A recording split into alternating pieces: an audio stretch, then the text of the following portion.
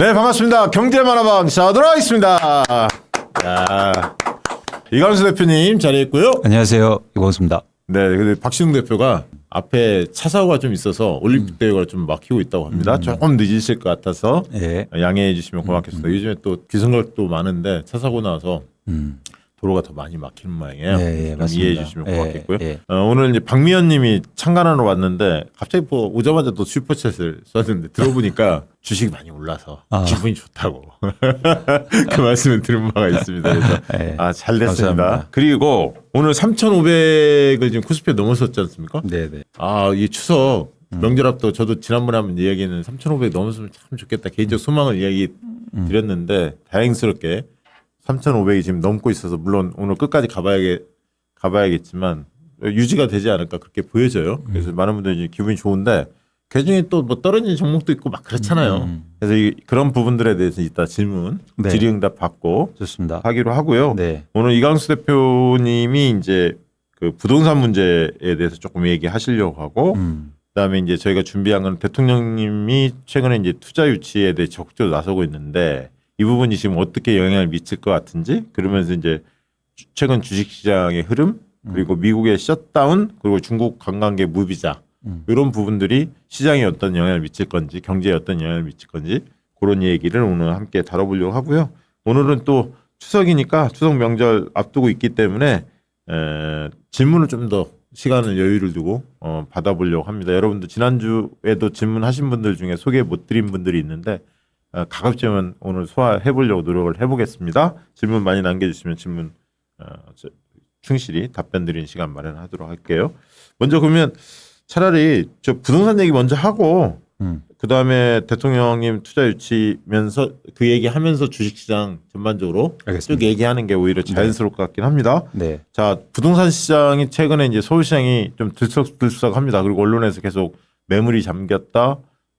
부동산 전세랑 뭐 가격들이 다 오른다. 거기에 또 오세훈이 신통기획도 2탄 뭐 발표하고 계속 재개발 재건축 지역 다니면서 불을 지피고 있죠. 누가 봐도 이건 뭐 지방선거 앞두고 하는 행보처럼 보이는데 이 부분 먼저 좀 짚어보도록 그렇게 하겠습니다. 일단 전반적으로 시장 환경이 그러니까 그 어떤 거냐면 주식시장도 그렇고 부동산 시장도 그렇고 유동성이 좀 증가하는 그런 상황이거든요. 어쨌든 미국발 금리 인하가 시작되고 있고 그리고 대한민국도 우리나라도 경기가 썩 좋지 않으니까 이제 돈을 많이 풀고 있지 않습니까? 그래서 정부도 그렇고 예산도 뭐 최대로 증액했고 이제는 돈을 많이 쓰겠다 이렇게 되는 거죠. 근데 그런 유동성에 대해서 시장에서 이제 우려를 좀 하는 거죠. 특히 부동산 시장에선.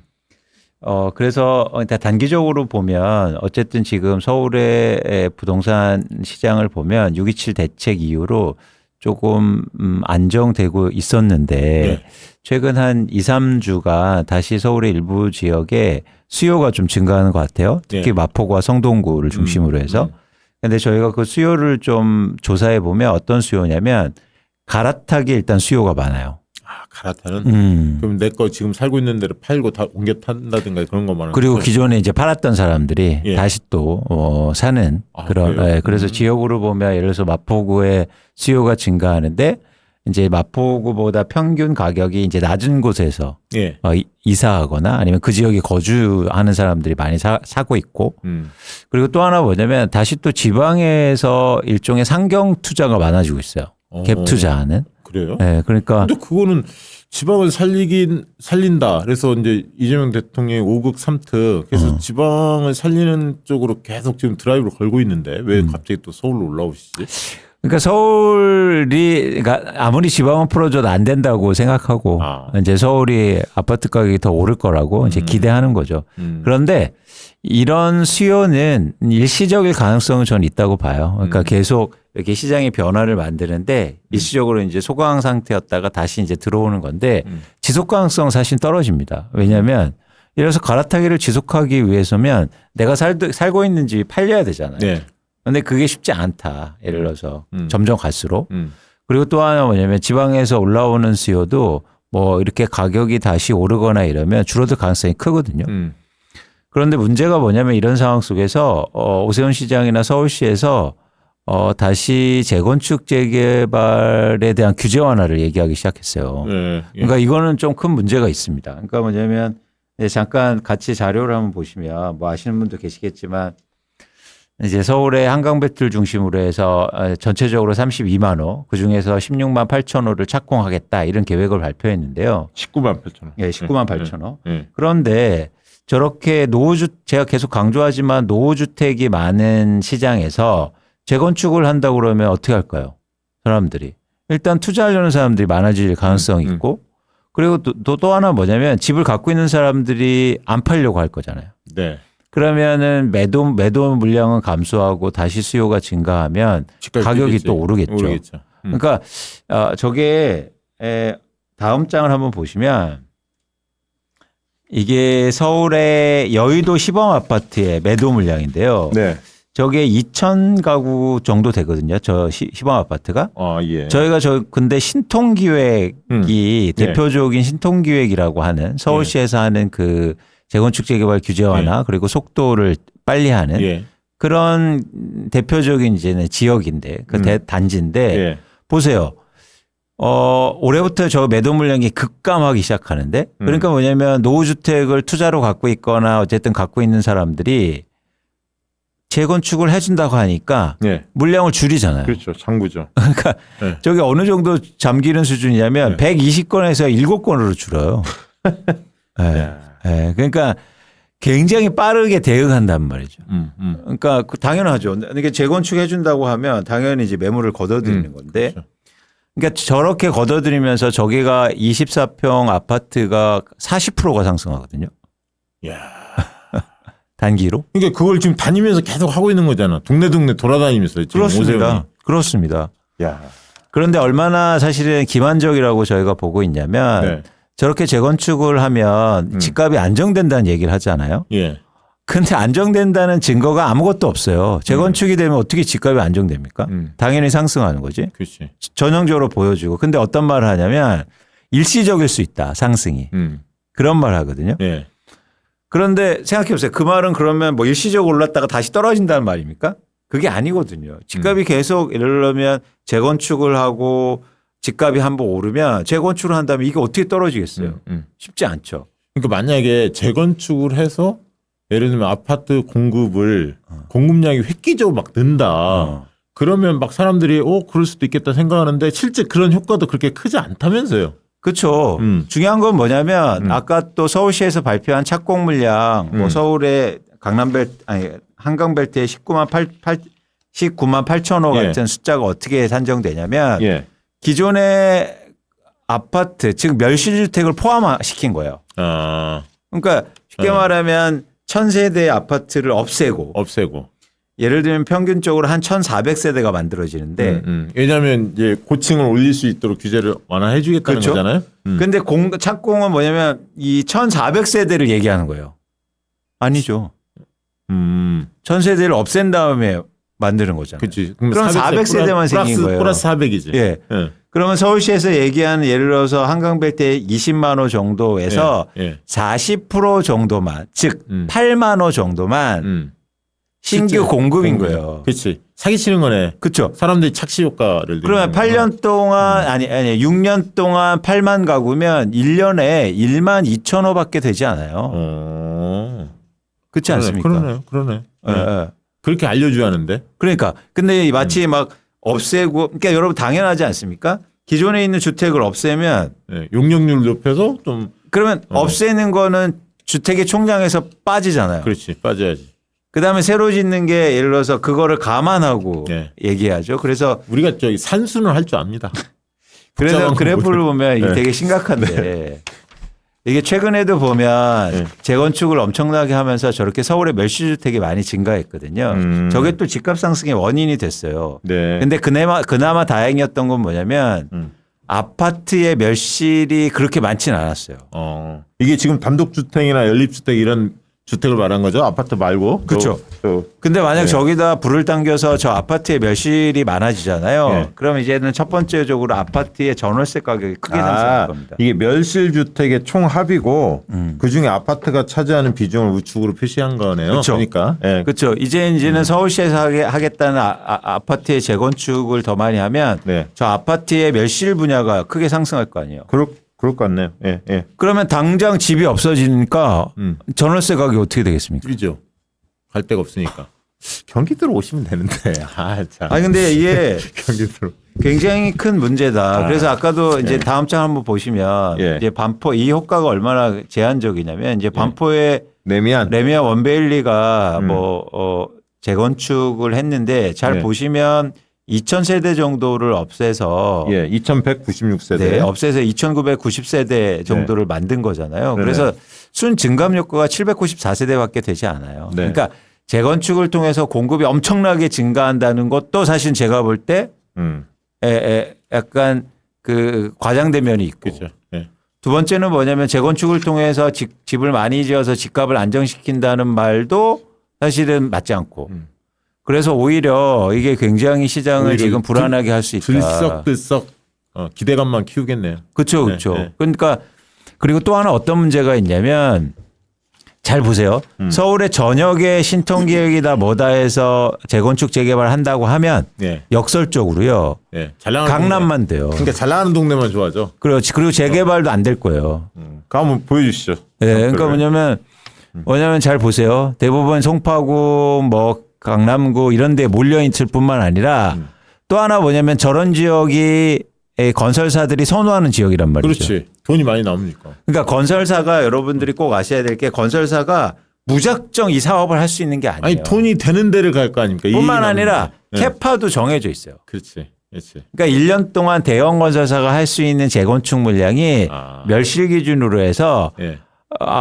한 10,000세대가 안 된단 말이에요. 그러니까 이제 어디를 돈이 되는 데를 몰려갈 수밖에 없네. 돈이 그렇죠. 되는 쪽으로. 근데 저 재건축 재개발을 할 수 있는 건설사는 우리나라에서 8개 정도밖에 되지 않아요. 그래요. 이유는 뭐냐면 뭐 브랜드 이런 거를 떠나서 이주비를 줘야 되거든요. 근데 파이낸싱을 할 수 있는 대형 건설사가 정해져 있다고요. 그래서 예를 들어서 저렇게 서울시에서 대규모로 풀어준다. 그래서 강북 같은 데 돌아다니면서 재건축 해줄게요 하잖아요. 예. 그런데 역설적으로 어디만 된다? 강남만 되는 거예요. 시간만 오래 걸리고. 그래서 지금 이게 되게 큰 문제인데 여러 가지 차원에서 이거를 막지를 않고 있어요. 왜 막지를 않을까요? 서울시 의회 차원도 의원도 국민의힘이 완전히 다수고 네. 오세훈한테 태클을 거는 사람이 없는 것 같아 지금. 아니 민주당이 막아야 될 거 아닙니까? 예. 그런데 제가 볼 때 안 막는 것 같아요. 수단이 없잖아요 지금 막을 수 있는. 아니 수단이. 있죠. 뭐가 있습니까? 어떻게 재건축에 대해서 예. 속도라든가 아니면 공공성 강화 측면에서 뭐 법을 만들어도 되고 규제를 만들어도 됩니다. 그래요? 근데 안 만들고 있어요. 왜냐하면 제가 볼 때 지방선거 앞두고 이런 문제가 예민하게 생각하는 거죠. 그렇지. 그러니까 공급 물량이 지금 적다. 아니요. 인식을 갖고 있는 거지 민주당도. 아니요. 그 인식은 다르게 갖고 있는데 잘 보세요. 지역의 노후 아파트가 대부분 많지 않습니까? 예. 그럼 재건축을 규제한다 그러면 표가 떨어지지. 그러니까 지금 굉장히 심각한 상황이다. 제가 볼 때. 민주당의 입장, 그러니까 부동산 문제에 대해서 민주당이 트라우마가 좀 있잖아요. 네. 응? 시장과 역행한다, 막 이런 그다음에 세금을 많이 때렸다 이런 게 남아 있다 보니까 아마 저도 안 물어봤는데 주저주저 하는 모양이네. 그러니까 저는 그거를 한번 저는 깼다고 생각했어요. 6.27 대책으로. 그걸 한번 그 일종의 트라우마나 이 잠재적인 위험 혹은 소심함 이런 것들을 전 그 정책에서 민주당이 이제 깨어났구나 이런 생각을 가졌거든요. 네. 근데 다시 또 잠잠해요. 이건 좀 챙겨봐야겠네. 근데 제가 단언하건대 이거 그냥 두면요. 집값 폭등으로 이어질 겁니다.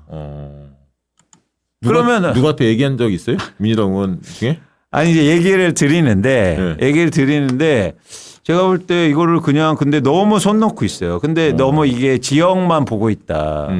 지역에 예를 들어서 노후 아파트가 많으니까 재건축 이슈를 건드리기가 힘겨워하는 거죠. 그러니까 오세훈 시장은 정확하게 지금 일종의 그렇지. 민주당이 이거를 약점을 반대를 못할 거다 생각하고 속도를 빼는구나. 그런 거요. 제가 볼 때. 알겠습니다. 제가 이거는 네. 저 나름대로는 한번 그 전달을 확실히 해보겠습니다. 검토하도록. 그러니까 이게 막상 실제로 나중에 가면 어떤 문제가 생기냐면 제가 재건축을 하지 말자는 얘기가 아니고 그러니까 속도를 갖고 순차적으로 해야 되는데 이런 식으로 밀어붙이기로 하면요. 시장이 혼란이 가중되고 오히려 잘 안 될 수가 있어요. 지금 건설사들이 어떤 상황이냐면 수주를 안 하려고 해요. 물량이 쏟아지는데 왜 수주합니까? 그렇죠. 그래서 오히려 사업이 훨씬 더 지연될 수가 있다고요. 그래서 재건축이나 재개발 사업은 실제로 이루어지려면 정말 뭐라 할까 순차적으로 계획적으로 시장에 미치지 않은 영향으로 이렇게 잘 해야 됩니다. 일본 같은 경우에도 마찬가지로 뭐 도쿄나 이런 데 재개발 재건축이 많이 이루어졌는데 그때는 이렇게 합니다. 재개발 재건축을 딱 하잖아요. 그럼 아예 거래를 못하게 만들어 버려요.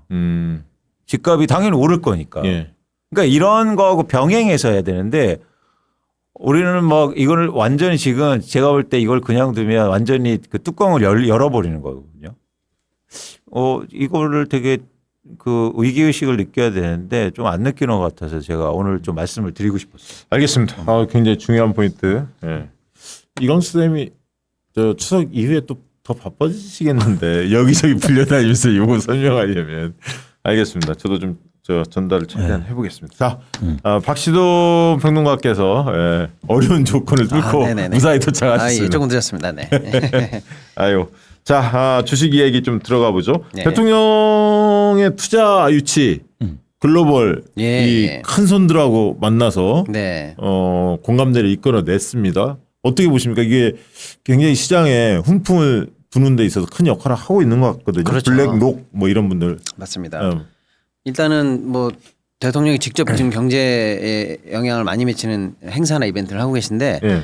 한 세 가지 정도 굵직굵직한 거 이제 말씀드리면 하나는 이제 그 유엔 총회 관련해서 미국 방문길에 블랙락 회장을 만났어요. 예. 블랙락은 한 1경 7천조. 아니 뭐 상상이 안 가. 상상이 안 가는 숫자를 운용하는 세계 최대 자산운용사거든요. 이게 쉽게 말하면 이제 사실은 세계 경제의 그림자 정부 아니냐 이런 거 정도로 얘기할 정도로 영향력이 막강한 회사인데 뭐 명과 암이 있죠. 네. 그러거나 말거나 어쨌거나 세계적인 큰 손이다. 그런데 이제 우리는 사실 AI라든지 뭐 에너지라든지 이런 다양한 신사업을 통해서 한국 경제를 지금 다시 일으킨다라는 게 청사진인데 뭐 비전도 좋고 청사진도 좋고 우리 기술도 있고 기업도 있지만 이 늦은 걸 따라잡으려면 어떻게 해야 됩니까? 결국에는 돈이 붙어줘야 돼요. 그렇죠. 자본이 투입돼야 됩니다.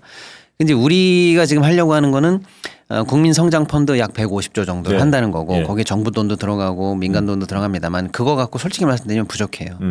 AI 데이터 센터 하나가 얼마입니까? 그다음에 에너지 고속도로를 임기 내 5년에 1차로 완성하려고 했는데 제가 볼 때 그것만 해도 100조입니다.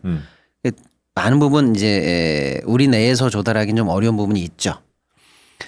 그래서 결국에는 이 전략적인 투자자들 FI들을 좀 만들어야 되는데 그 목표치는 얼마나 잡고 있습니까? 한 150조 또 땡길 생각을 하고 있는 그러니까 건가요? 그 이상 사실은 이제 AI 뭐 에너지 로봇 등등등 산업에 들어갈 것까지 다 합치면 조선 이런 데 들어갈 것까지 엄청 많죠. 그래서 이제 우리 국민성장펀드 150조도 AI에 30조 뭐 바이오에 11조 이렇게 섹터를 쪼개보면 사실 그 산업 쪽 입장에서는 좀 없는 거 좀 아쉬워요. 그런 측면에서 이제 큰 손이 필요한데 거기에 이제 결국 해외 자본이 당연히 투입이 돼야죠. 네. 그런 측면에서 누가 오는 게 좋을까라고 할 때 제일 먼저 협상의 돌파구를 열어주는 건 누구냐? 대장이 와야 됩니다. 그렇지. 대장이 한국을 믿어줘야 돼요. 야, 한국 정부를 믿고 나도 거기 투자한다라고 해야 대장 밑에 있는 애들도 큰형이 간대. 큰형이 한 50조 쏩니까? 예, 그래서 현재 나오는 얘기는 4, 50조 이상의 투자는 어느 정도 가시권에 그러면 들어온 것 나머지 분들 같습니다. 따라오면 한 2, 300조 이렇게 올 수도 있겠네. 충분히 뭐 그런 어떤 돌파구를 마련하는 첫 번째 레퍼런스로는 야. 상대방을 잘 골랐다 이렇게 보고요. 네. 가시권으로 당장에 뭐 수조 원대 프로젝트가 이제 시범 사업으로 먼저 들어갈 것 같고 이어져서 4, 50조 정도의 추가 인프라 투자가 가시권에 들어온 것 같다. 대략 AI나 신재생 뭐 이런 맞습니다. 쪽으로. 이제 일단은 신재생 에너지 쪽으로 먼저 들어올 것 같고요. 그러니까 이제 우리 시장이 그동안 윤석열 때문에 잃어버린 신뢰도 또 이 정부가 해나가는 산업에 대해서 국제적인 관심 이런 거 높이는 데는 최적의 상대방과 가장 처음으로 뭔가 이 투자의 물꼬를 텄다. 이런 측면에서 저는 아주 잘 됐다 이렇게 봅니다. 네. 그런 게 하나 있었고요. 네. 또 하나는 이제 2차적인 거는 이제 어제 큰 뉴스가 뭐 크다고 할 수는 있죠. 이제 뉴스가 있었는데 이 오픈 AI 이 창립자인 샘 올트만이 왔어요. 대통령 만나셨죠. 그 옆에 이제 최태원과 이 이재용 회장이 각각 배석하면서 네. AI 관련한 반도체 여기 관련한 이 우리 업체와의 이 협정 이런 것들이 어제 그 뉴스 크게 나왔거든요. 아니, 그래서 삼성전자 지금 9만 원 넘었대. 지금 날아갑니다. 우리가 10만 원 넘긴다고 그랬잖아 지난주에. 네, 그래서 지금 네. 코스피가 오늘 사상 최초로 3,500선을 가뿐하게 뛰어넘고. 그게 어제 오픈 AI 그것 발입니다. 그것도 영향이 크죠. 그렇습니다. 그래서 이제 오픈 AI가 하고 있는 이제 쉽게 말하면 이제 미국에서 이제 뭐 트럼프 정부 이해를 하고 있는 가장 큰 사업 스타게이트 사업이 있는데 스타게이트 산업이 있는데 거기에 그동안 우리가 낄까 말까 또는 못 낄까 이러고 있는데 확실하게 이제 들어갈 수 있다라는 건데 뭐 거기 꼭 들어가서 좋은 게 아니고 걔네들하고 하면 결국에는 반도체 수요가 늘어나거든요. 네. 그게 지금 우리 입장에서는 이제 추가적으로 대응 호재들이 쭉쭉 이어질 수 있다라는 거고. 사람들이 불안불안했는데 반도체 그래서 좀 안심하게 된 것 같아요. 그렇죠. 그 다음에 이제 AI 이 데이터 센터를 지금 울산에다가 SK가 일단 아마존과 함께 시작한다라는 건데 이제 호남권에도 그거 보니까 전남하고 포항 쪽에 AI 그렇죠. 나오더라고요. 이제 데이터 뭐 센터. 또 이제 큰 데이터 센터가 들어올 예정에 있는 것 같아요. 그럼 여기 들어가는 또 반도체 수요라든지 이런 것들이 이제 반도체 관련해서 지금 사실은 2027년을 피크로 삼아서 슈퍼 사이클이 시작된다라는 게 업계 분석인데 안 그래도 좋은데 그게 우리가 이 방송하면서 AI와 신재생이 왜 같이 갈 수밖에 없는지를 우리가 했잖아요. 막대한 전력이 필요하다. 그렇죠. 그러니까 지금 딱 그게 딱 지금 펼쳐지는 것 같아. 근데 이제 간다 하는데 이제 사실은 연휴 앞두고 불꽃을 터트려 준 거죠 어제. 그래서 이제 뭐 대통령이 딱 정점을 찍어줬고. 그리고 대통령께서 그 금산분리 완화 검토도 시사했어요. 꼭 필요한 부분은 하겠다. 네, 그래서 여기 이제 두 번째고 이제 세 번째는 사실 어저께 쓱 지나갔는데 K컬처도 사실은 중요한 산업으로 우리가 삼고 있다. 이게 지금 중요한 변곡점을 맞고 있거든요. 근데 이제 에이펙을 위시해서 지금 중국 관광객 무비자 혜택도 우리가 주고 있고 시진핑 방한하고 나면 어떤 식으로든 한중 관계를 뚫어내서 이게 지금 미국의 압박을 벗어나는 지렛대 효과도 있고 이게 정치 경제 할 거 없이 굉장히 중요한 지금 상황인데 대통령 직속으로 장관급으로 우리가 박진영을 또 영입하면서 K컬처 관련한 이제 시동을 걸지 않았습니까 어저께? 거기 대통령 직접 한복 입고 나가지고 행사를 했어요. K컬처에 대해서 이제 대내외적 관심을 유도하는 이런 새 행사를 지금 계속하면서 대통령이 우리가 가야 될 신성장 산업이라든지 산업이 가야 될 길에 대해서 계속 맥을 잘 짚어가고 계신다. 이게 자본 섹터에서는 너무나 좋아하는 일이죠. 이런 일이 계속 일어나고 있다 이렇게 볼 수 있고 이제 한 가지 조금 걸리는 거는 AI라든지 뭐 국민성장 펀드라든지 이런 걸 하는데 막대한 자본이 사실은 필요한데 그동안 이제 금산 분리를 우리가 세게 하고 있는 나라입니다. 뭐냐면 이제 산업이 금융을 지배하거나 금융이 거꾸로 뭐 산업을 막 지배하거나 이렇게 해서 과거에 이 폐가 너무 크죠. 그래서 양쪽이 이제 경계가 무너지면은 쉽게 말하면 삼성전자가 은행 하나 사가지고 그 은행 돈 내 맘대로 쓴다 이렇게 하면 큰일 나는 거 아니에요. 그렇죠. 거꾸로 어떤 은행이 삼성전자 지배하게 되면 또 그 은행이 삼성한테만 돈 쓸 거 아닙니까? 이게 이제 우리는 그동안 이제 문어발식, 순환출자식 이런 게 막 산업의 경계를 막 무너뜨리고 이러니까 세게 해왔는데 막상 지금 큰 돈 들고 이제 AI 늘려고 해보니까 또는 바이오 산업에 늘려고 해보니까 은행이 이거를 대출로 처리하면 괜찮은데 나도 투자할게라고 하면은 이게 같이 붙어버리는 양상이 되니까 어려운 제도적인 그 장벽들이 좀 있거든요. 근데 이거를 지금 이제 업계에서는 확 열어달라 이런 얘기를 하는 거고 그게 이제 잘못 열어지면은 괜찮을까? 이런 거에 대해서 지금 조금 안전장치가 좀 필요하죠. 안전장치 필요한 상황인데 지금 당장 그걸 열자. 그럼 어디까지 열 거냐? 어떻게 할 거냐? 이런 조금 미시적인 논의가 필요해요. 근데 다만 이제 대통령께서도 어느 정도 대규모 자본이 들어가는데 과거와는 달라진 상황이고 우리 사회가 그래도 성숙됐으니까 약간 유연성을 두겠다. 유연성을 둔 상황에서 검토하겠다는 메시지가 좀 나온 것 같아요. 맞아요. 그것도 시장에 또 긍정적인 영향을 미친 것 같고. 자, 이런 상황인데 당장 오늘 이렇게 3,500 돌파했잖아요. 코스피가. 저한테 카톡이 오더라고 선배가. 경제 만화 뭐 열심히 보고 네. 저희 공부를 했더니 고수익을 올렸다. 아, 네.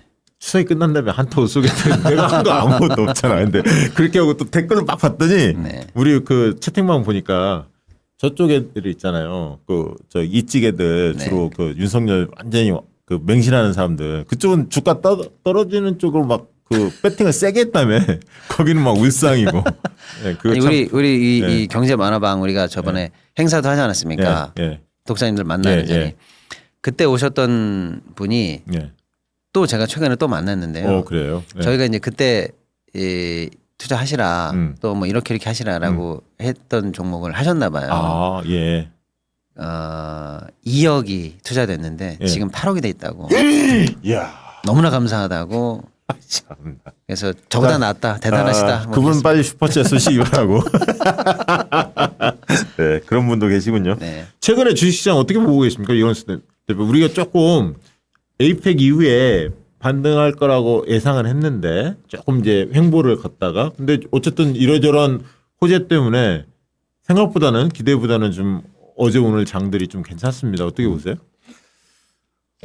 시장은 항상 대응하는 영역이니까 이제는 저희가 지난주에 어떤 말씀드렸냐면 외국인이 들어오면 상승폭이 커질 수 있다. 근데 지금 외국인이 계속 사고 있거든요. 그래서 뭐 그런 굳이 시간에 타이밍을 두실 필요는 없이 한국 주식시장은 이제 본격적으로 더 상승할 수 있는 국면인 것 같아요. 아, 그래요? 네, 그래서 물론 이게 틀릴 수 있죠. 예. 그런데 이제 지금의 현황을 보면 그렇고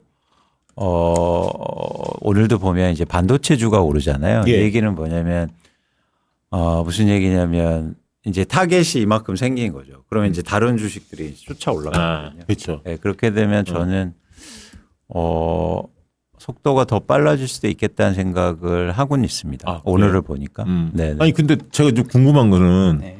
최근에 어쨌든 환율이 많이 뛰었고 1,400 왔다 갔다 하고 그다음에 지금 관세 협상이 계속 지지부진하잖아요. 흔히 이야기하는 불확실성이 굉장히 커져가는 상황인데 이런 상황 속에서 코스피가 계속 최근에 어쨌든 반등에 성공하는 걸 보면서 이걸 어떻게 해석해야 하나 그런 요인들보다는 지금 아까 얘기했던 외국인들이 그리고 대통령의 노력으로 이런 좋은 흐름이 그런 약간 악재랄까 이런 부분들을 이겨내는 흐름인지 그것도 좀 궁금합니다.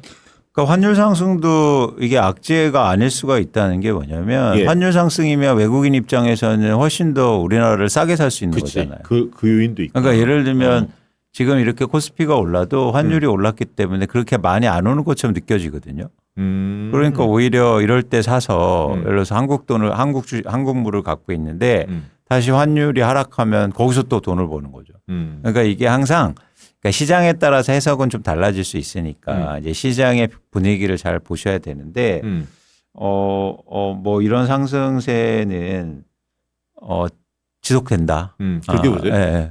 관세 협상 어떻게 결론이 날지는 모르겠는데 지금 어쨌든 미국이 원하는 대로 우리가 사인을 안 하겠다 하잖아요. 네. 그러면 계속 시장에서는 좀 시간이 많이 지나면 지날수록 약간 동요할 가능성도 배제할 수는 없을 텐데 그 요인은 크게 안 미칠 거라고 보십니까 주식시장에? 뭐 조금 이제 시장 전체적으로 보면 요 최근에 3,000 뭐 한 300, 400선에서의 박스권이 예상이 됐는데 그냥 가뿐하게 우리가 3,500을 뚫어내는 거는 예. 제일 무거운 그리고 우리 산업에서 제일 중요한 반도체 섹터가 움직였기 때문이에요. 대형주가. 예. 근데 이게 지금 굉장히 오랜만에 이렇게 무거운데도 들어 올리는 거거든요. 예. 근데 지금 여러 가지 호재가 계속 나오고 제가 볼 때는 아직 호재가 더 남았어요. 그리고 그래서 우리가 10만 돌파한다 그게 예. 유지하네. 네, 그 전망을. 예, 저는 여전히 유지하고요. 예. 하이닉스도 지금 뭐 계속 올라가고 있지만 저는 앞자리 또 바꾼다고 봅니다. 그래요? 예, 5자리도 가볍게 넘고. 눈빛이 빛나 지금 박신동 평론가의 눈빛이 굉장히 예, 빛납니다. 저는 없어요. 예, 삼성전자 하이닉스는 없습니다만 예, 돌파한다고 봅니다. 예. 예. 그러니까 이제 지수를 올리는 거는 얘네들만 올라가도 문제 없어요. 그리고 얘네들은 이제 호재 글로벌리한 그 슈퍼 경기 이런 걸 다 받고 있기 때문에 예. 뭐 한미 관세 이런 것보다도 여기가 올라가면 그냥 우리 지수는 그런 거 상관없이 올라갈 정도로 무거운 애들이 올리니까 그건 상관이 없고 그러면 지수는 올라가는데 전체적으로 모든 종목이 다 올라가느냐 그건 아닐 것 같아요. 오히려 이거 3,300 올라올 때까지는 그래도 섹터들이 여러 개가 다 올라갔거든요. 뭐 방산, 원전, 조산 같은 거 원래 올라간 거 올랐고 지배구조 개선, 금융 뭐 이렇게 할 것 없이 쭉쭉쭉 올라가면서 네. 전체적으로 많이 올렸는데 여기 3,500을 넘고 이제 600, 700 가는 데에는 제가 볼 때는 반도체를 위시한 이 무거운 이 주도주 흐름이 바뀌면서 이쪽이 올릴 것 같아요. 그러면 요 국면에서는 이제 앞으로 이제 한 2, 300 올라가는 국면에서는 올라가는 거는 크게 올라가지만 종목 수로는 조금 이제 다시 한번 더 박스권에 갇힐 가능성이 있기 때문에 갖고 계신 분들이 이제 종목 선정을 잘 하실 필요가 좀 있다 이렇게 보고 예. 대신 올라가는 거는 제가 볼 때는 지수 올라가는 건 문제가 없다 이렇게 봅니다. 그렇군요. 관세 협상이 크게 좌우되지 않을 수 있다. 네. 지금 그렇게 보시는 거고. 셧다운 미국에서 있었잖아요. 네. 이게 우리 주식에 미칠 영향도 크지 않습니까? 크지는 않을 것 같아요. 예. 근데 세계 경제에 미칠 영향이 일단 큽니다. 그런데 이제 지금 돌아가는 상황을 보니까 셧다운이 그거잖아요. 이제 미국이 이 여야 협상이 안 돼가지고 예. 우리는 준 예산이 있지만 여기는 이제 준 예산이 없으니까 예산이 없는 공백 상태로 가고 날짜가 가는 거예요. 그러니까 어떻게 멈춰야죠. 뭐. 예전에도 좀 그랬었잖아요. 한 4번 정도 지금까지 있었습니다. 근데 이번에 이제 셧다운 문제는 뭐냐면 양상이 좀 달라요. 그동안 예를 들면 이런 거예요. 정부가 뭘 하겠다 그러면 야당이 하지 마 이러고 예산을 깎는 거잖아요. 예. 그리고 그거 하지 마 이러고 깎는 대신에 뭐 협상을 하는 건데 이번 거는 자세히 들여다보면 민주당이 다른 건 다 네 맘대로 해 이렇게 봐준 거더라고요. 트럼프가 하는 걸 다 봐줬고 대신에 너 오바마 케어 그거 너 왜 안 해? 그거는 너 옛날부터 하기로 약속한 거 아니야. 그리고 그건 중산층 서민층을 돕는 예산이고 민주당 입장에서는 자기네들의 뭐랄까요 좀 지지 기반이니까. 제일 지지 기반이고 대표적인 공약인데 네. 그것만 살려달라고 그랬잖아 우리가. 근데 너 그거 잘랐어. 이거는 우리 양보 못해. 자존심 문제야. 내년 선거도 있고 딱 요거 하나거든요. 이게 양상이 뭐냐면 민주당이 트럼프의 예산을 이번 셧다운이 어쨌거나 끝나긴 끝날 거 아닙니까? 끝날 때 어떻게 끝날 거냐를 봤을 때 트럼프의 확장 재정 예산을 깎으면서 끝날 거냐 이게 아니에요. 민주당의 요구가 플러스 우리 거 더 해줘라는 얘기거든요. 그쪽으로 한다. 그러니까 이게 통과되고 나면은 재정에 미국 정부가 지금 빚이 많고 이런 거는 어려운 일이 아니니까 아니 그건 나 몰라라 하는 것 같아요. 미국 애들도. 그건 둘째치고 어쨌거나 돈 풀겠다는 거는 통과가 된다는 거거든요. 그러면 이 셧다운이 끝나고 나면 큰 소비 유축이 온다든지 뭐 이런 게 아니라 오히려 돈이 풀릴 가능성이 있다. 이렇게 보니까 이거 유동성 장세에 뭐 큰 문제 아닌데? 우리도 지금 주식으로 돈 버는 사람들이 좀 있잖아요. 네네네. 돈이 풀리나? 우리요? 네. 앞으로? 뭐 그러니까 아무튼 그런 상황이고. 소비가 좀 활성화되나? 그렇죠. 활성화될 수 있을 것 있고. 같은데. 예. 아니 당장 뭐 술 사주겠다는 사람이 나타났잖아. 평소에 연락이 없으셨는데 갑자기. 지금 그동안 풀렸던 민생 소비 쿠폰 관련한 효과들도 이제 점점 이제 나타날 거고요. 네. 지금 5% 이상 이제 유동성이 돌고 있다는 얘기도 있죠. 네. 성장 효과가 나온다는 얘기고 하고 어쨌거나 그래서 이제 미국이 금리 관련해서 거꾸로 갈 가능성은 좀 덜한다. 뭐 갑자기 뭐 이제 어쨌거나 인하 한 번 돌렸는데 뭐 한 번 더 돌리냐 두 번 돌리냐 세 번 돌리냐 이 문제지. 뭐 이제 인플레가 올라간다, 고용이 작살난다, 뭐 이러면서 괜찮다 이러면서 갑자기 금리 인하가 멈추실 가능성은 없어 보이고. 네. 셧다운은 있지만 이게 유동성 장세를 끝내는 방향이 아니고 조금만 지나면 어쨌거나 풀리는 장세네. 이렇게 지금 생각하는 게 요 사이의 분석인 것 같아요. 시장에 큰 영향 없다. 예, 문제는 이제 미국 채권이 움직이는 건데 그래서 국채 시장이라든지 이런 데 이제 불안감을 가중시키는 거거든요. 근데 제가 볼 때는 그 정도를 무시할 것 같아요. 주식 시장이. 시장이. 예. 알겠습니다. 네네. 그 중국 단체 관광객들 지금 무비자 시작된 거. 네. 요게 지금 큰 이슈 중에 하나고 이걸 가지고 또 가짜 뉴스도 엄청 많이 나오더라고. 네. 중학생들 막 이런 친구들도 이상한 유튜브들, 이상한 커뮤니티에서 네. 뭐 짤 막 쇼츠 이런 게 이상한 게 도니까 네. 부모님들이 굉장히 당혹해한대요. 가짜 뉴스가 너무 많아서. 이거 그럼요. 좀 설명을 해주세요. 그러니까 지금 9월 말부터 내년 6월까지 한시적으로 중국 단체 관광객에 한해서 지금 우리가 무비자를 시행하겠다 이렇게 하는 거예요. 근데 네. 그러니까 우린 단체인데 그리고 자기 마음대로 들어오면 단체가 아니고요. 중국에 등록된 여행사 그렇죠. 그리고 그 여행사가 한국에 파트너 여행사가 있어야 돼요. 예. 이렇게 매칭이 돼 있는 이 얼라이언스가 있는 여행사들이 3인 이상으로 등록이 되면 거기에 이제 무비자를 주는 거예요. 그러니까 안심할 수 있는 거잖아요. 여기 와가지고 그 사람들이 다 불법 체류로 도망가고 튀고 이런 게 아니거든요. 지금 그리고 중국이 그렇게 옛날 중국이 아니야. 네네네. 그리고 사실은 2016년에 우리가 중국 관련한 관광객이 우리나라에 807만이 왔어요. 근데 지금 작년 기준으로 400만이에요. 이게 확 떨어졌지. 반토막이 났어요. 윤석열 때 오고 싶겠냐고. 당연하죠. 맨날 혐중하는데. 예. 그러니 뭐 우리 입장에서는 지금 내수 활력, 경제 회복에 관광 관련해서도 중요한 섹터인데 네. 당연히 이거 올려줘야 되는 게 경제적으로 네. 너무나 중요한 거 아니겠습니까? 네. 그리고 심지어는 이 관련한 대책이 나갈 거라고 이제 정부가 민간과 이미 얘기해서 민간 사이드에서는 지금 준비가 이미 들어가서 시행하고 있어요. 뭐냐면 면세점이 사실은 중국 때문에 굉장히 컸다가도 어려워졌잖아요. 그러니까 거기 이제 다양한 마케팅이라든지 심지어 케이팝 스타들이 거기 면세점에 들어와서 팬미팅을 한다라든지 하는 게 다 잡혀 있고 호텔도 중국의 중추절이나 국경절 대비해서 뭡니까 그 22% 할인 행사 같은 게 이미 다 짜여져서 네. 지금 여행 상품이 중국에 팔리고 있는 상황이고 의료 관광이라든지 패션 관광 때문에 중국 관광객들이 또 이제 매칭으로 들어오고 있고 면세점 호텔 다 잡혀 있고 올리브영 같은 데가 지금 이제 뭐랄까요 관광객들의 필수 코스 아닙니까? 여기 지금 중국 사람들이 결제 페이 편하게 하게 중국 그 페이 같은 것도 결제하게 다 준비해 놓고 이게 CJ 거죠? 예. 직원들도 지금 중국 관련한 직원들 전진 배치해 놓고 있는 상황이라서 우리는 지금 이걸 이 산업의 또 다른 어떤 활력으로 생각해서 다 네. 준비하고 있는데 이것 때문에 또 살아나야 되고 또 이게 중국에 던지는 메시지가 있어요. 그렇죠. 시진핑 주석이 오니까 우리도 손님 맞이하는 준비를 선물을 보내는 거죠.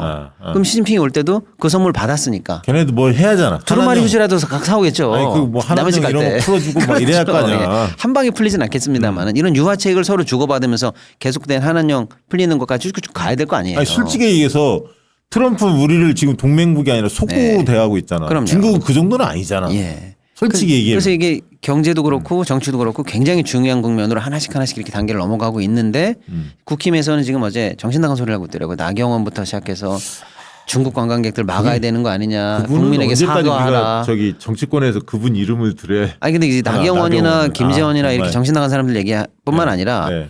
이 인천 이게 풀리는 날, 네. 이 단체 관광이 풀리는 게 9월 30일인데 네. 풀리는 날 크루즈가 인천에 입항을 했어요. 네. 그래서 거기 몇천 명 관광객이 한 번에 내렸거든요. 근데 그때 국힘이 거기서 최고위 회의를 했잖아요. 인천에서. 또 막 중국에 대해서 뭐 얘기 한참 했겠구나. 근데 웃기는 게 인천시장은 이 사람들을 인천에 맞이해서 유정복. 방문을 해서 잘해보겠다고 얘기하는데 네. B컷으로 잡힌 내용이 뭐냐. 네. 저 누구야 당대표나 이런 사람들이 장동혁. 네, 장동혁 그런 사람들이 중국 관광객 들어오면 홍콩 멸망하듯이 멸망한다는 거 이 나라가. 아유, 그게 지금 마이크 잡혔어요. 나라 아유. 망하는 길인데 이거 왜 안 막냐. 그랬더니 당 대표가 그 얘기를 마이크 켰을 때 해야 될 거 아니냐. 그러려고 우리가 여기 와서 지금 회의했는데 이런 식으로 해서 이 사람들 지금 유정복 탈당하겠는데? 그러니까 조만간에. 아니 홍콩 멸망하듯이 멸망한다는 거예요. 네. 중국 관광객 열어주면 정신 나간 사람들 아니겠습니까? 진짜. 지금 경제를 살려야 된다고 지금 나가는 쪽과 경제를 죽이겠다고 하는 쪽에 지금 이 극명한 대립을 좀 보셔야 될 것 아이고 같습니다. 참 답답합니다. 진짜 이런 나라에 우리가 살고 있어요. 그러나 어찌합니까? 이겨내야지. 네네. 자 오늘 질의응답 시간을 좀 충분히 갖도록 하겠습니다. 여러분들 슈퍼챗도 오늘은 또 명절 앞두고 많이 보내셨는데 좀 주식으로 재미 보신 분들 슈퍼챗 많이 보내주시기 바랍니다. 우리 참관하시는 박미연님 보내주셨고요. 해피세실님이 작지만 감사하는 마음으로 보내드린다고 슈퍼챗 추석 명절 잘 보내주셔서 고맙습니다. 형제의 새벽 이분 유명해. 우리 그때 맛본데 우리 저 워크숍 갔을 때 그 쌈 야채. 종류 있었잖아요. 야채 네, 있었잖아요. 네. 청년농 뭐 수원에서 하시거든. 형제의 새벽 대표님이야 직원분들 모두 회원님들 풍성한 한가위 되세요. 쌍둥이 육아로 힘들지만 11월에 참석할 수 있게 노력하겠습니다. 11월 21일 네. 저희 국회에서 대회의실을 하죠. 선착순입니다. 많은 분들 오셨으면 좋겠습니다. 일찍 오셔야 돼요. 6시부터 문 여니까 7시부터 시작하지만 일찍 오시기 바라고 시동이크 그다음에 우리 경제만화방 광순의 목돈파 함께 합니다. 그때 꼭 오시기 바라고요. 그리고 저희가 참 12월 13일 날 계엄 우리 터지고 있잖아요. 해제한 날 있었잖아요. 네. 우리가 그때 또 한번 멤버십 회원들 한번 모이려고 해요. 그때는 정치 얘기 조금 해보려고 합니다. 진지한 프랭크님 우리 멤버십 회원이시죠. 오랫동안 풍성한 한가위 되시길 코스피 5천 가자. 예. 그다음에 엄채연님 오랜만이네. 박시영 TV 모든 분들 제 몸무게 110kg. 제가 볼 땐 110kg 좀 넘을 수도 있습니다. 110 제 몸무게만큼 풍성한 주동형님 보내주시기 바랍니다. 예, 엄채연님도 잘 보내시기 바라고 질문 쭉 받아드리도록 하겠습니다. S송님 남해학 마이너스 10%라고 팔아야겠죠.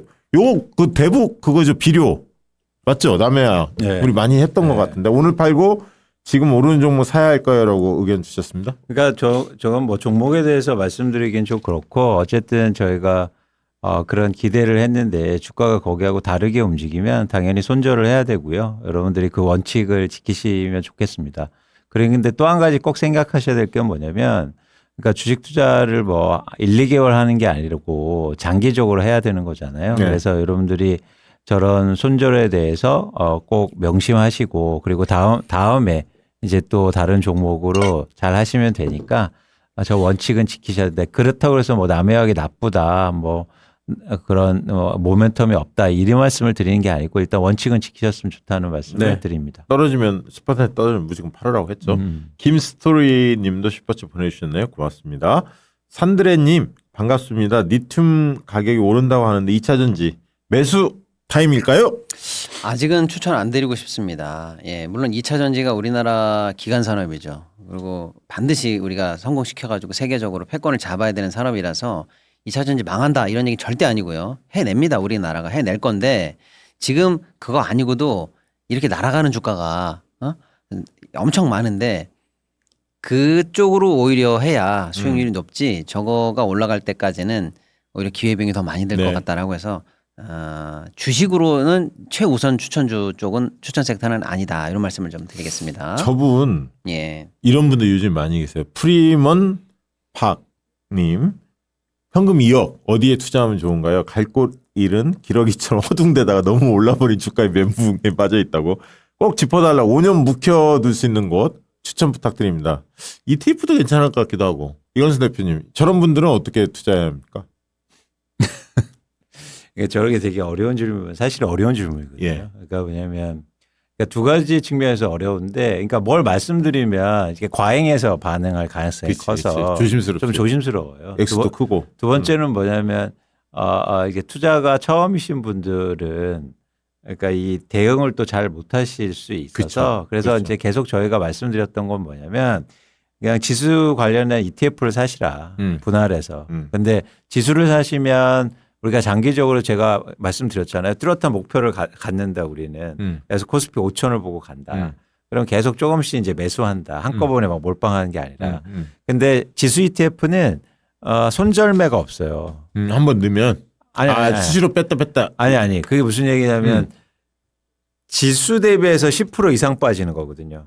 손절매가. 예. 근데 지수하고 같이 연동되잖아요. 그렇죠. 연동되지. 그러니까는 지수 대비해서 10% 빠질 일이 없잖아요. 그렇게는 안 빠지지. 그러니까 그래서 목표를 이렇게 높게 두면 그냥 꾸준하게 한국의 주식시장을 사시면 좋겠다는 말씀을 그럼 3,500에서 5,000 올라오면 그만큼 거의 비율대로 오를 가능성이 많잖아.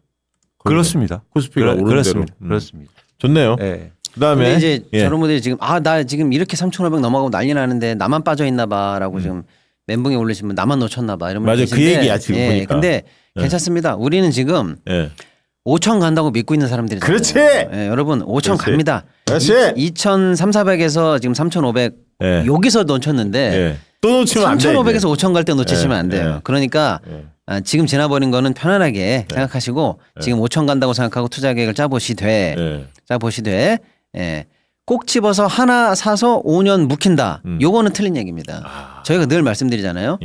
사놓고 뭐 몇 년 지나고 나면은 뭐 장 묶듯이 그럼 잘 묶여 있겠다. 대응을 해야 한다는 그런 얘기. 거는 없어요. 그러니까 그 앞에 거는 그렇게 말씀드리고 저런 시선 자체는 앞으로 영원히 투자하면서 저런 생각은 아예 틀린 생각이다 이렇게 말씀드립니다. 그러니까 이재명 정부를 믿는다면 과감히 투자하셔라. 그렇죠. 그래도 된다. 지금 시기에 그 말씀 주신 것 같고요.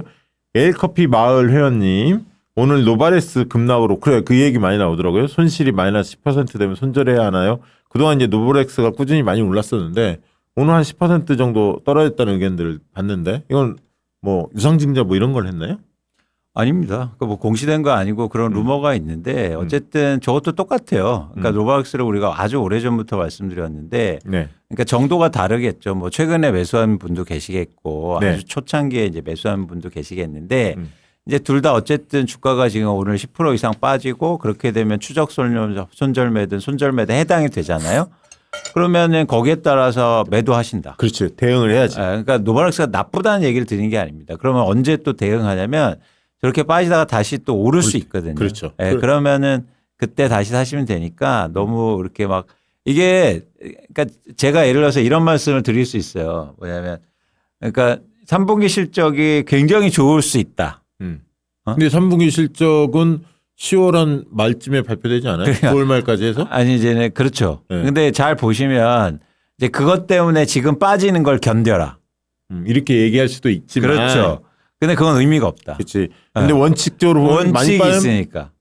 손절매하고 또 오를 것 같으면 또 사고. 그러니까 저는 여러분한테 항상 말씀드리는 게 뭐냐면 예를 들어서 저 노바렉스 주식은 저희가 한 10,000원 이하에서 말씀드린 주식이에요. 그렇죠. 그래서 지금 한 뭐 80% 오른 거죠. 많이 오를 때는 거의 100% 이상. 거의 2만 원 오르는데. 정도 되는 것 같은데. 예. 근데 오늘 이제 많이 빠지는데 자, 이제 어떤 주식이고 빠질 수 있습니다. 예, 그렇죠. 그게 지금 많이 오른 SK 하이닉스도 똑같아요. 그러면은 그때마다가 새로 예측하고 전망하는 건 힘드니까 제가 계속 말씀드리는 게 한 번 산 뒤에 그 다음에 대응하는 영역이에요. 그래야 투자를 오래 하실 수 있습니다. 그래서 여러분들이 이제 여러분들이 질문해 주시는데 여러분들의 상황이 어떤지 모르겠어요. 어떤 분은 뭐 수익이 나신 분들도 있고 떨어져도 어떤 분은 또 높게 사서 뭐 손절이 하실 수도 있는데 아마 경제바라방 오래 보신 분들은 수익이 좀 났을 것 같은데 저 주식 오래전에 이야기. 아니 근데 이제 그거하고 상관없이 어쨌든 하락하면 판다. 이 네, 원칙을 알겠습니다. 지키시면 좋겠습니다. 왜냐하면 기회는 항상 있기 때문이에요. 네. 네. 울산 알프스님 질문 드리도록 하겠습니다. 잘 지도해 주신 덕분에 SK 하이닉스 오늘 고점에 팔고 잘했다. 원익 IPS 뭐예요 저건? 원익 IPS 반 팔고 수익 중입니다라고 의견 주셨고요. 오늘 딜바 글로벌 외국인 기관이 들어왔길래 하이브 10%로 매수했는데 추석 앞두고 잘했는지 꼭지도 조언 바랍니다. 다시 팔 생각도 있습니다. 질문이 뭐 여러 개가 섞여 있는데 네. 이 종목 어때요? 저 종목 어때요? 이렇게 말씀해 주신 걸 다 말씀드릴 수는 없는데 예. 그냥 한 말씀만 드리자면 저 많은 질문 중에서 저기 종목이 지금 벌써 4개가 들어가 있잖아요. 질문 안에. 네. 하이닉스하고 예. 근데 이제 하이닉스가 지금 오늘 그 무거운 하이닉스가 지금 올랐잖아요. 예. 10% 넘게 올랐나? 얼마 올랐지 않습니까? 오르는 걸 왜 팔았을까? 그렇지. 우리 원칙이 오른 다음에 꼭지점에 떨어질 때 그때 팔으라는 거 아니야. 예. 제가 이제 어디까지 오를지 우리 모른다. 네, 그러니까 저는 그 말씀을 뭐 예를 들어서 내가 어떤 주식 팔아서 수익 났습니다. 좋습니다. 그다음에 뭐 어떤 주식은 외국인들 매도세가 들어와서 샀습니다. 좋아요. 하이브도 뭐 10% 샀다. 어떤 이유도 잘 좋은데 지금 다른 건 다 샀다는 건데 하이닉스를 오늘 고점이라고 생각하고 파셨다는 거예요. 그렇지. 고점이 누가 하냐고. 그거는 아닙니다. 나도 알겠는데 이제. 그렇죠. 나도 알겠는데. 자, 알겠습니다. 네. 보리쌀님, 야 아이디 재밌다. 보리쌀 오늘 첫 참여한다고 완전 주화가인데요. 유상증자한다는 종목은 발표 후 팔아야 하나요? 아니면 가지고 있어야 하나요? 저는 펩트론 유상증자 발표 후 급락할 때 팔면서 엄청 손해를 보고 쳐다도 안 봤는데 요즘 주화가 하면서 보니 엄청 올랐더라고요. 아이고 이렇게 펩트론 얘기를 들어주셨습니다. 유상증자는 종류가 이제 두 가지인데 이렇게 보셔야 돼요. 진짜 회사가 유상증자 뭐예요? 자본을 더 모집해 가지고 어디다 뭘 쓴다는 거잖아요. 네. 근데 네가 지금 왜 그 돈이 필요하냐? 네? 멀쩡히 잘 먹고 잘 살고 이득 남기고 하는데 왜 손을 벌려 외부에다가 그러면 그 돈을 가지고 뭐 지금 장사가 너무 잘 되지만 중국의 공장을 만약에 미국의 공장을 더 넣어야 미국 수출을 많이 할 거 아닙니까? 아니면 제2구 제3 공장 예를 들면 불닭볶음면 만들면 만들수록 그냥 쭉쭉 팔리는데 공장을 넣어야 더 많이 팔 거 아닙니까? 예. 그렇게 해서 확실한 설비 투자나 집행처가 있는 그래서 이게 오히려 이 회사가 더 잘하는 짓이다라고 하는 것들은 가끔 가다 호재인데 그게 아니고 제가 왜 지금 갑자기 큰 돈이 필요하지? 라고 하면 쓸 돈이 불명확한 데들이 많아요. 그 계획이 믿을 수 없는데. 그러면 확 떨어지는구나. 그러면 저 돈이 왜 필요한지를 곰곰이 따져보셔야 됩니다. 꼼꼼히. 그러면 뭔가 돈이 새든지. 예? 그런 경우가 있고. 그러니까 뭐 공장 증설이나 시설 투자하면 네. 딱 명확히 밝히잖아. 말은 그렇게 하는데 그것도 이제 진짜인지를 보셔야 돼요. 아 진짜인지. 그리고 그게 이제 그렇게 되면 그게 지금 매출이나 이런 데 반드시 도움이 되는 설비 투자이거나 뭐 그런 경우는 도움이 되는 거고. 그다음에 이제 기본적으로는 유상증자하면 이제 주식수가 많이 늘어나잖아요. 그렇죠. 그러니까 내 주주 가치가 희석되는 건 희석되는 거예요. 예, 분명하죠. 예, 그러니까 이제 기본적으로는 좋은 게 아니다 이렇게 보시면 되고. 네. 그러면 저기 말씀 주신 저 종목은 유상증자할 때 뺐는데 왜 올랐을까? 근데 이제 저거는 그것만으로 예를 들어서 지금 말씀드린 저 종목 자꾸 이제 언급이 되니까 그런데 저 종목은 유상증자에서 공장 늘어났나요? 나 그거 아닌 것 같은데. 예를 들면요. 예. 근데 그러면 왜 올랐나? 뭐 대단한 게 터졌나? 그것도 아닌 것 같아요. 무슨 말씀이냐면 저 종목은 잘 아는데 오르고 내리고 하는 사유가 저거 말고도 엄청 많아요. 그러니까 딱 그것만 보고 아이 팔아야지. 이거네. 그러고 착 들어가야지. 하는 것 말고도 저 주식도 바이오 주식이죠. 예. 요소가 많고요. 그 중에 진짜도 있고 가짜도 많아요. 그러니까 저 종목에 오늘은 이것 때문에 올랐습니다. 저것 때문에 내렸습니다 하는 것 중에서 제가 볼 때는 알기 아닌데라고 하는 게 한 8개고 이거는 긴데 하는 게 한 2개 됩니다. 그러니까 저 종목은 더 많이 고수가 돼야 보인다 이렇게 좀 말씀드리겠습니다. 그러니까 이제 바이오 주식이 특히 이제 그런 게 많이 있죠. 네. 잘 안 보이는 경우가. 자, 그 얘기인 것 같고요. 5월 앤 앙코님 저 슈퍼챗 보내주셨는데 덕분에 땡큐라고 좀 수익이 나신 모양입니다. 그리고 만보 에어님도 드디어 주식 시작 4개월 만에 플러스 전환했다. 아유 축하드립니다. 아유, 네. 감사합니다. 이렇게 보내주셨습니다. 아니 저분은 진짜 고생 많이 하셨네. 자 그리고 김영구자님 삼성 SDS 어제 AI 이벤트로 10% 올랐다가 오늘 5% 빠졌습니다. 현재 플러스 11%고요. 이런 AI 이벤트에서는 손절매하지 말고 기다리는 것이 더 좋을 것 같은데 어떻게 생각하시는지. 저것도 마찬가지 지금 팔 이유가 없잖아요. 그죠? 예. 11% 그러니까 오늘은 좀 많이 빠지긴 하는데 5%밖에 안 빠졌잖아. 근데 예. 10%가 안 빠졌어. 뭐 어쨌든 현재 수익이 11%니까 생각하신 것처럼 곧 그러니까 가장 최고 그러니까 사신 금액에서 경험한 그 뒤로 가장 위에서 10% 이상 빠졌을 때 대응하시면 좋으실 것 같습니다. 지금은 아직 아닌 것 같습니다. 네. 어차피 우승님 저것도 사람들 궁금해 하더라고. 트럼프 윤석열하고 판박인데 미국에 계엄이 올 수도 있을 것 같다고. 만약에 미국에 계엄이 온다면 우리 증시 어떻게 될지 대응은 어떻게 할지. 야 이거 끔찍한데. 끔찍한 얘기인데요. 네. 이제 뭐 트럼프가 하도 이상한 짓을 많이 하고 어저께는 또 장성들을 다 한 곳에 모아놨잖아요. 그게 예를 들어서 이제 군인들을 뭔가 다 잡으려고 하는 모종의 저 시나리오 속에서 나온 얘기 아니냐 뭐 이런 분석도 있고 하기 때문에 혹시 이렇게 생각하실 수도 있는데 좀 냉정하게 보면은 미국은 대통령이 계엄권이 없나 봐요. 저도 이제 좀 알아봤더니 네. 사실상 주정부 단위로 이제 계엄이 돼야 되니까 예를 들어서 그러면 내가 계엄을 하는데 너는 왜 계엄을 안 해라든지 내가 주정부 주 방위군 투입을 지시하는데 넌 왜 안 해 이런 식이 나간다든지 아니면 트럼프랑 친한 곳에는 계엄이 그 주지사가 그 정책에 맞춰서 해주고 만약에 미국 저 민주당 쪽 주지사나 이런 쪽에서는 안 해 이렇게 되면 어떻게 되는 거예요? 내전 가는 거예요. 그러네. 그러니까 저 시나리오는 우리처럼 그게 쉽지 않다. 트럼프가 윤석열처럼 미쳤다고 해도 전국 계엄이라는 건 없을 가능성이 많고 그런 상황이 만약에 벌어지면 하는 주 안 하는 주 내전으로 가는 정도 시빌워 영화처럼 그렇게 될 상황이기 때문에 지옥이죠. 네. 상상하기 어려운 얘기다 이렇게. 야 오늘 보고 질문 있습니다. 너무 많다. 이게 빨리빨리 가야겠는데. 좀 달려보죠. 오랑이는 1분 내로 딱 답변 주시니까 네이버가 두나무랑 합병하면서 네이버 파이낸스를 분할할까요? 그래서 지금 네이버가 떨어지는 건가요?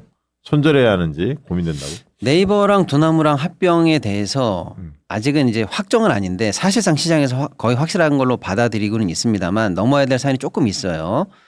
그 지네들끼리 이제 합병 시나리오도 완성이 돼야 되고 이 여러 가지 이제 당국의 허가도 필요한 상황이라서 그걸 다 넘는다고 칠게요. 치면은 제가 볼 때는 산업적으로나 사업적으로는 시너지가 난다고 봅니다. 네이버 파이낸셜도 좋고 두나무도 좋다고 보는데 문제는 그러면 네이버 입장에서는 1조 이상 순이익을 내는 회사가 밑에 자회사로 딱 박히는 거잖아요. 예. 얼마나 매출에 도움이 돼요. 예. 그건 좋은데 우리가 기억하는 거는 LG화학이라든지 이런 쪽에서 늘 해왔던 분할 상장, 쪼개기 상장 아니겠습니까? 근데 두나무와 네이버 파이낸셜이 합친 다음에 네이버 파이낸셜이 분할해서 상장해서 도망가는 시나리오.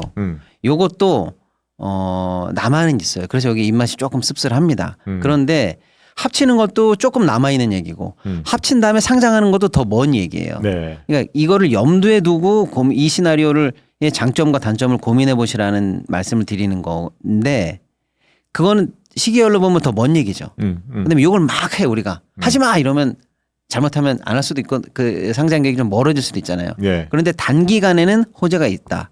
그러니까 그렇게 보셔야 된다 이렇게 네. 볼 수가 있겠습니다. 김스토리님이 지금 참 이게 저 경제만 하고 열심히 님은 예. 경제만 하고 열심히 공부는 하셨네 보니까 그 아니 여기서 저분은 제 네이버 프리미엄 컨텐츠를 보시는 것 같아요. 아 그래요? 김수도님 여기서 이러시면 안 됩니다. 생략. 아니 근데 너무 많이 갖고 계세요.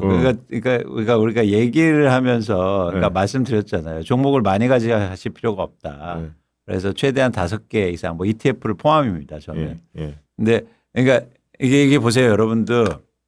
우리가 이렇게 컨텐츠를 만드는 사실 입장이잖아요. 그러면 그러니까 저 개인 방송이 아니고 예를 들어서 뭔가를 할 때는 어쨌든 새로운 것도 말씀드려야 되잖아요. 그러다 보면 새로운 걸 말씀드리면 또 이걸 사고 그러면 종목이 엄청 늘어나요. 지금 그런 거야 보니까 김스토리님이 뭐 이렇게 방송에서 다양한 방송에서 언급한 거 그걸 다 사셨네. 그래서 이게 중간 점검을 해봐야겠다고. 김수현님은 네이버 프리미엄 컨텐츠 하실 때 저한테 몰래 말씀해 주십시오. 네, 알겠습니다. 엘비님 매수 타이밍에 대한 질문인데 많이 올랐는데 설마 더 오르겠어 하는 종목들이 있는데 확신 있는 종목이라면 매수하고 대응하면 되나요? 아니면 RSI 같은 지표를 보고 조정이나 눌림목을 기다리는 게 더 좋나요? 질문 주셨습니다. 시간이 없으니까 결론만 말씀드리면 확신이 있으면 올라가십시오. 그렇지. 기다리는 조정이 안 오면 어떡할 거예요. 그렇죠. 그렇습니다. 그 다음에 대응하시면 돼요. 네. JJ님 지수 ETF를 계속 사고 싶은데 최근 너무 올라서 눌림목을 기다려야 할까요? 상관없이 꾸준히 사는 게 더 좋을까요? 지수 ETF 계속 삽니다. 계속 삽니다. 넘어가겠습니다. 이건 여러 번 말씀드렸어요. 우리 목표를 뚜렷하게 갖고 간다. 자, 5천 코스피 5천이다. 줄리아 유님 신규 회원이라 저도 오늘 처음 참여인데요. 주화가 있는데 이런 불장에 조금 넣은 건 오르고 많이 산 건 떨어져 똥손인가 싶어요. 이런 분들 계셔. 아유 참. 전 몇 년 전에 지인이 추천해서 삼성 메디슨 장애 주식을 샀는데 이제 겨우 원금 해보겠는데 어떻게 보시는지 궁금하다. 이거 개별 종목이네. 그거는 잘 모르겠습니다. 모르겠습니다. 넘어가겠습니다. 매블님 두산 에너빌리티 하나 시스템 몇 달째 모아왔는데 계속 횡보 중입니다. 실적 시즌까지 기다려야 될지요? 아니면 두빌은 원전 포함 종합 에너지 회사고 하나 시스템 방산 핵심이라 가져가고 있습니다. 뭐 이거 질문 주셨네요. 그러니까 이제는 모으는 건 그만하시고 그러니까 주가가 빠지거나 아니면 올라서 빠진 게 아니기 때문에 일단 홀딩하고 원칙을 지키시면 됩니다. 네, 5월 N 앙코님 아까 슈퍼챗 보내주신 분인데 일본 주식 하모닉 드라이브의 기업 전망과 장기 투자를 어떻게 전망하는지 부탁드린다고요? 이거 모르는 회사인데요. 아는 회사? 생략. 다음에 한 번 더 질문 주십시오. 잘 모른답니다. 아랑추님 오래간만이네. 아랑추님 제주에 계신 분이죠. 요즘 AI 바이오주 투자하고 있는데 경제정책 발표 이후 집중 투자하고 있습니다. 실적 위주로 시동님 생각은 어떻게 생각하는지 금리나 뉴스도 있어서 대표님 생각은 이렇게 물었고요. 노바렉스는 오늘 이유 없이 하락 아까 그건 얘기 준 것 같고 자 2가지. 아니 AI 테마는 AI 테마 중에서 뭘 고르셨는지는 모르겠습니다만은 일단은 살아있죠. 아직 이상 없습니다. 유효하다고 보고요. 바이오 테마도 괜찮아요. 미국 관련해서도 지금 뭐 관세 100% 물리겠다고 그랬다가 약간 보류되는 분위기예요. 그런데 이제 바이오주는 아까도 어떤 선생님 질문 주신 것처럼 회사마다 이거 기술이 있다 얘기가지고 막 예를 들어서 엊그제도 어떤 회사가 뭐 얘기는 안 하겠습니다. 뭐 해가지고 뭐 난리가 났었어요. 상한가 쳤는데 알고 보면 별거 아니거든요. 그러니까 이게 사자들이 많아요. 그러니까 바이오주 자체는 좋고 업황도 좋을 수 있고 우리 기술도 많이 올라왔고 예를 들어 알테오젠 같은 경우도 FDA 저번에 승인 받은 거 이게 실적으로 보여주잖아요. 좋은 것도 분명히 있는데 사자가 많은 걸 잘 조심해 보세요. 네, 고맙습니다. 오랑이님 현재 국내 석유 화학 산업이 너무 안 좋고 몇 개 회사는 폐업할 정도 위기로 알고 있다고. 이런 경우 업계 선두이면서 배터리 등 대체 사업도 있는 LG화학은 끝까지 살아남아서 조금 수혜를 보지 않을까요?라고. 아니요, 저는 부정적으로 보고 있어요. 석화가 굉장히 어려운 지금 겨울로 들어가고 있고 이 겨울이 어떻게 끝날지 지금 모릅니다. 우리 내에서도 지금 빅딜이 어떻게 될지도 모르겠고 살아난다고 아까 그 경쟁사들 지금 뭐 정부가 구조조정 시키고 있으니까 LG는 살겠지? 살았다고 쳐요. 산 거 확인하고 들어가도 되는데 살 거라고 생각한 겨울 초입에 지금 투자하실 상황은 아니다. 네. 이제 2개만 더 받고 마무리해야 할 것 같습니다. 진엔주스님 주식을 학습해 가다가 P12G라는 수치를 보았어. 이 수치가 기업의 미래 성장을 보여주는 지표라는데 그럼 이것을 PER과 같이 보면 그 기업의 성장 가치를 더 정확히 파악할 수 있는 건가요? 라고 질문 주셨습니다.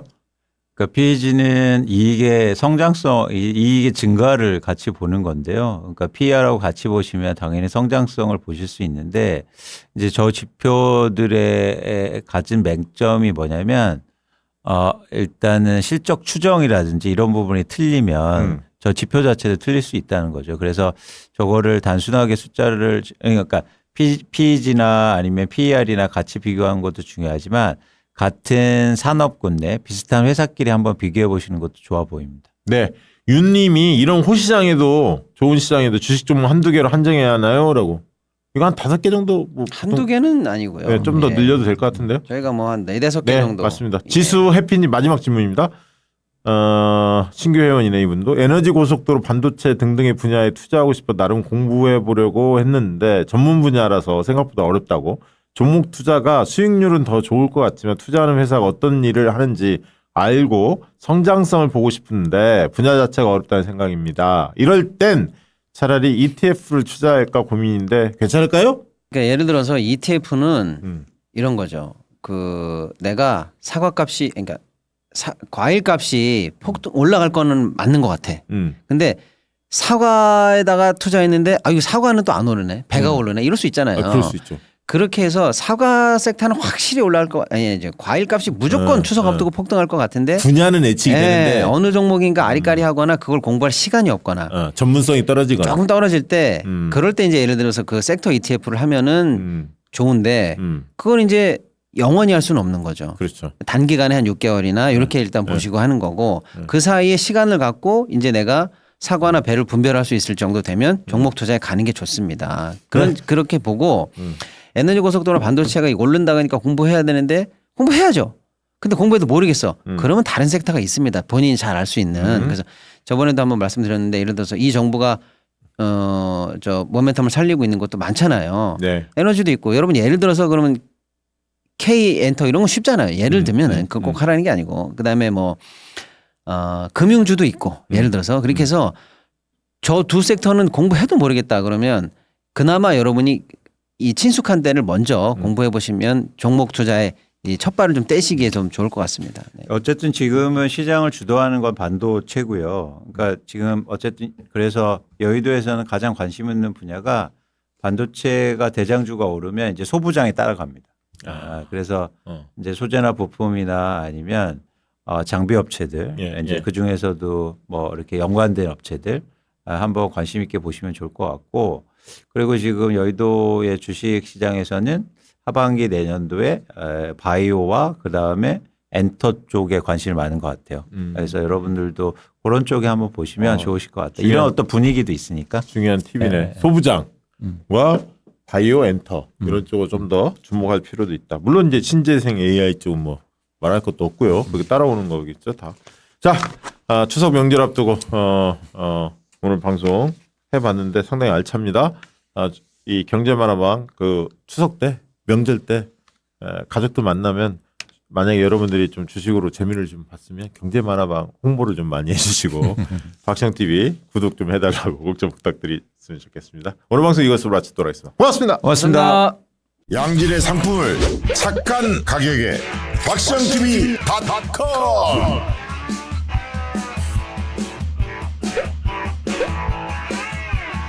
다양한 상품들 식품 건강 생활 쇼핑이 구원이다 박시영TV.com